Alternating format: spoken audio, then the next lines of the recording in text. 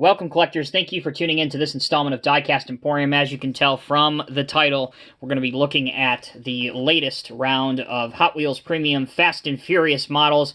This is from the Motor City Muscle set, so there are going to be 5 vehicles, obviously American-made vehicles. Motor City obviously is paying homage to Detroit. So we're going to go in order here, through 1 through 5, not necessarily what I find most appealing or my favorite. We're just going to go in chronological order here. So what I'm going to do is I'm going to show you the card art first, and then we're going to go ahead and unbox these.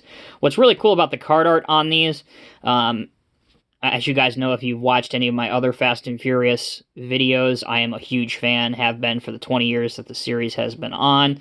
It's a nice escape from reality for 2 hours anyway, and of course, you get to see some nice makes and models of all brands, as they, I believe, mentioned in one video, or one movie. But anyway, going back to the card, they actually have, the card art takes place and is set where you would see the vehicle in each of the movies. So the Ford SVT Lightning takes place, or is shown in the first movie. It's Brian O'Connor's truck, and we'll get into, the background of each of these. But you can see it's getting pulled over here by an undercover LAPD Crown Victoria in the background there. So that is the SVT Lightning. I mentioned it is part of the first movie. The second one is the 72 Ford Gran Torino Sport. This takes place in the fourth movie, which is named Fast and Furious, not to be confused with The Fast and the Furious, but this is the fourth movie, Fast and Furious 2009. This is during the U.S.-Mexican border run scene, or chase scene. That's where you'll see this car, driven by the main baddie in that movie.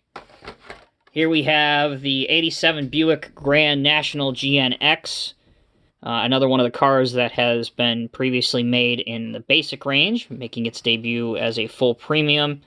Again, featured in the fourth movie during the opening sequence when they're hijacking the oil from the, or gas rather, from the gasoline tanker.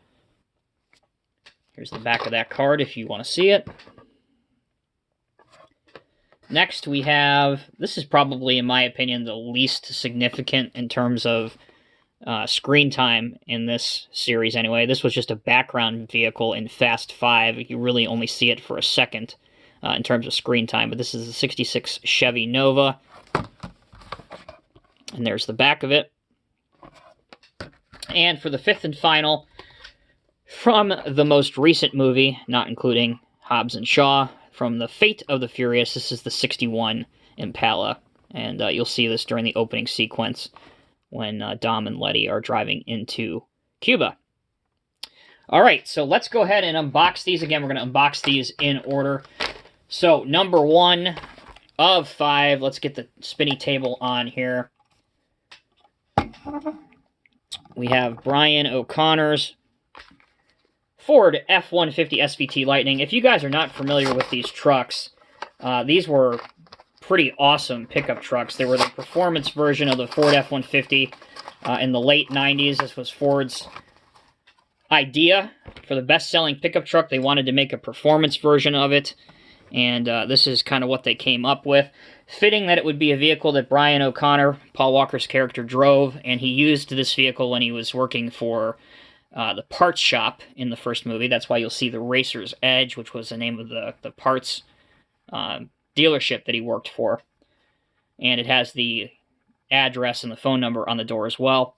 Here you'll see Lightning. It has the flared step sides, which is great. Full deco, SVT Lightning on the back, Ford tail lights.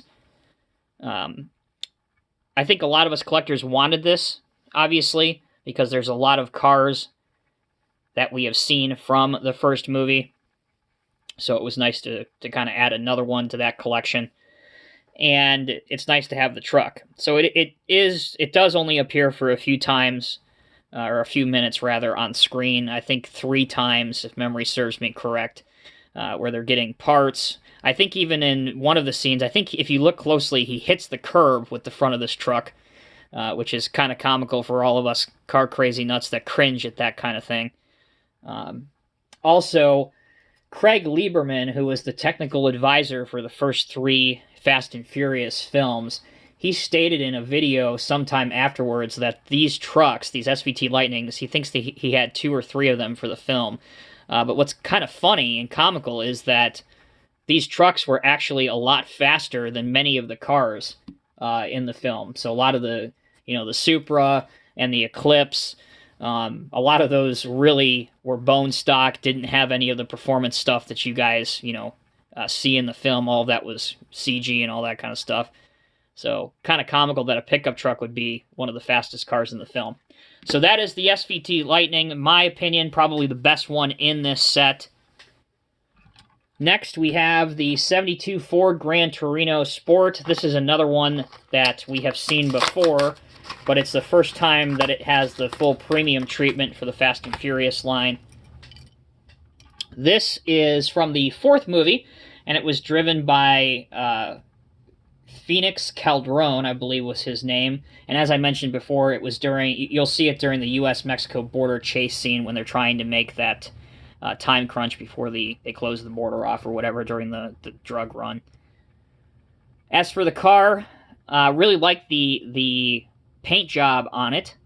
Obviously, it's has the flakes in the paint that really come through and look good. With all these premium jobs, obviously you're going to have metal on metal and rubber tires. Very good looking car. I personally, if they do it in the standard Walmart sets or the basics, I kind of think that's enough, in my opinion, because there's so many good vehicles throughout 20 years in the franchise that I'm always up to see a little bit more diversity. So kind of if it gets done in the basics, I'm more up to see, something else getting done. Like, for example, this truck, which we haven't seen before. But it's not bad. And I know that there are many Ford fans that wanted to see the Gran Torino get the full premium treatment. So there you go. Chrome bumpers, all the like. And that's the case with this one as well, having it appear several times in the basic line. One of the times the hood is actually removable. This is the 87 Buick Grand National GNX. You will see this at the beginning of the 4th movie, Fast and the Furious. Or Fast and Furious, rather, as it's stylized. This is driven by Dominic Toretto, where they are stealing the gas. And I believe Rio de Janeiro, if I am not mistaken. It's been probably 11 years since I've seen the movie. Again, if you are a muscle car fan, this set is a must. And this car with the, I'll call them drag-style wheels, really looks good. If you can look underneath here. Obviously there's no tread on the wheel, so it does give that appearance of slick racing tires. Just blacked out other than your lights. It does have a license plate on it. It does have the Buick logo on the back here, as well as I think that's the GS. Is that the GNX logo up here? So if you are a fan of Buicks in particular, or this casting, this is a must for you. And I know when this was in the basics in one of the Walmart sets, for whatever reason, this was the one that people liked the most. It was the hardest one for me to find in the store. It was always seemed to be the one that was missing. Maybe it had something to do with the opening hood. I'm not sure. So, that is Dominic Toretto's 87 Buick from the 4th movie. This is the 66 Chevy Nova. Again, I mentioned this is from Fast 5. It was just a background vehicle. So, nothing significant to talk about it that much. If you'll blink, you'll probably miss it. If you like big boats, which is a slang term for these old 60s and 70s cars, you'll be a fan of this. It looks like it has slightly larger wheels in the back than it does up front. Again, that could be just an illusion, but to me that's what it appears. The pearlescent paint job, again, on this and the Gran Torino really highlights it the most. especially when the light hits it. Me personally, again, if you guys have seen other videos of these, I am the farthest thing from a GM fan, personally. But we all have our particular tastes. So we'll let it finish rotating around. And the last one, we have the 61 Impala. So this was driven by Dom in the Fate of the Furious opening scene when they're coming into Havana, Cuba. I believe Letty is in the car with him as well. So you'll see that during the opening title sequence of that movie. And also, after the impromptu street race, he gives this car to his cousin, Fernando, because Dom destroys Fernando's poor car, and tells him something like, this is a car more deserving of a Toretto, or something along that lines.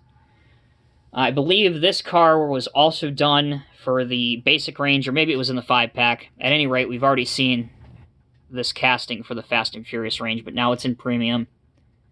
Again, if you're a Chevy fan or fans of cars from this era in the 60s and the 70s, something that you may want to consider picking up. My overall thoughts on this set are, I think it could have been a lot better, honestly. If we were choosing 5 cars from Detroit, there are some other ones in the series I would have gone with, perhaps some other Dodges that that played a prominent role, such as maybe that orange Challenger from Too Fast, Too Furious. There's been a couple really good Mustangs that have yet to be done throughout the series. And to have 3 of the 5 castings that have already been done in basic range, I don't know. It seems to me to be a bit of a letdown. But let me know what you guys think down in the comments section below, and which of these you guys will be on the hunt for, or perhaps which of these are your favorites. And the next set for Fast and Furious has already been announced. Perhaps a lot of you diehard Hot Wheels collectors have already seen pictures from collectors in Malaysia and that kind of thing that get advanced copies of these. So let me know, again, what you guys think and what you're looking forward to. As always, I'm Tommy with Diecast Emporium. Thank you so much for tuning into this video. And, by the way, real quick, if you guys are watching this, this is filmed on Memorial Day 2020, our nation's most solemn holiday. So a huge, huge shout-out to our Gold Star families in a debt that can never be repaid.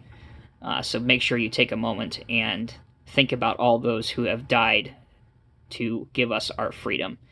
Thank you guys again for watching. We will see you in the next video.